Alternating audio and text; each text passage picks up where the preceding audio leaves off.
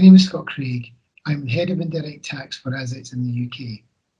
In this recording, I'm going to summarise the customs duty and VAT changes that were announced in the government's Spring Budget 2022.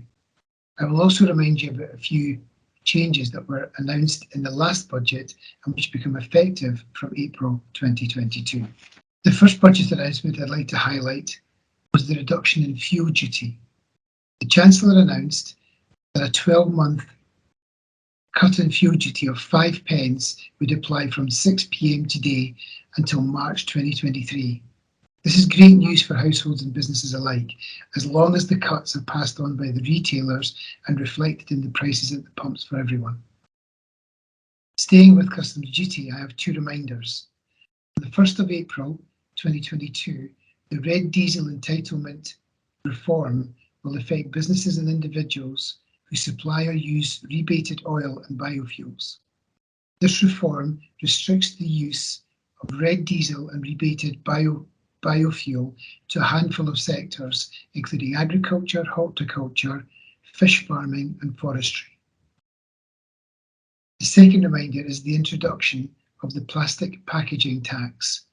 This was mentioned in the previous budget and becomes effective from the 1st of April 2022.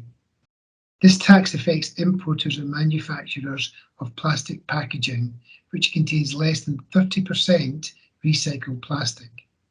Registration requirements connected to the tax mean that even products that don't attract the tax still have reporting obligations. Businesses need to understand and quantify the additional financial exposure and the administrative burden they have with each of these measures. If you're affected by the measures, please contact us if you've got any questions. Turning to VAT announcements in the budget, I'd like to highlight the expansion to the application of zero-rated VAT to energy-saving materials. From April 2022, the zero rate of VAT will apply to energy-saving materials such as solar panels, insulation, and heat pumps, and this is going to apply for the next 5 years.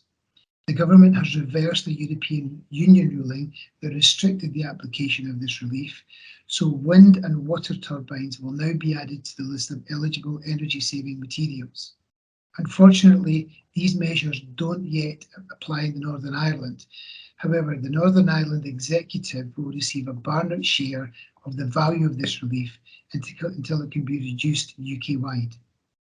On the face of it, this is also good news. It could reduce the cost of installing energy-efficient materials, which in turn could help to reduce the cost of household power bills. However, there are some points that we need to be confirmed. We're looking for clarity over the range of materials the zero rate will apply to. We're hoping it would be wider than the initial budget announcement suggests.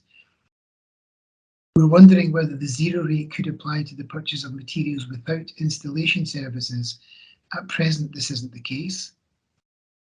And we're hoping that the zero rating, whilst it only applies to residential accommodation at the moment, could be extended to other properties.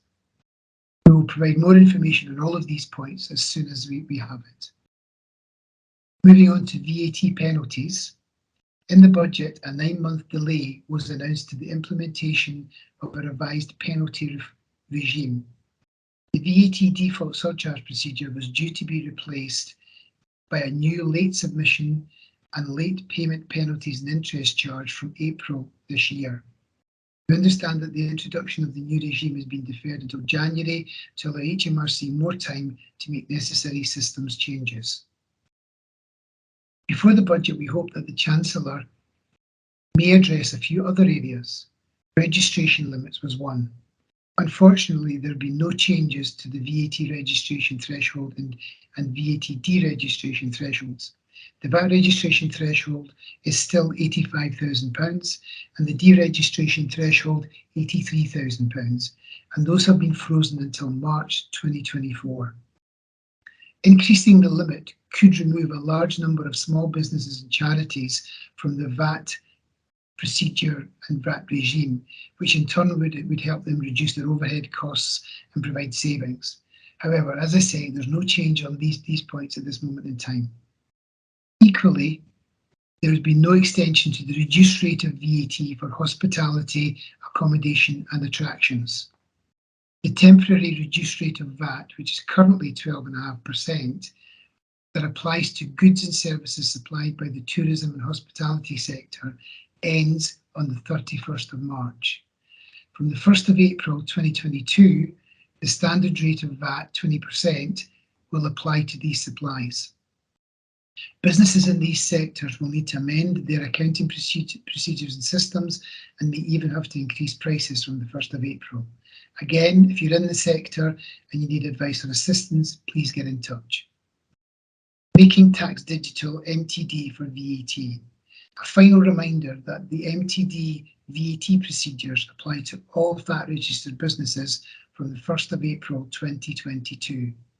Any businesses that doesn't submit VAT returns by MTD compliant processes needs to take immediate action to ensure their VAT returns are completed and submitted in the required format to HMRC.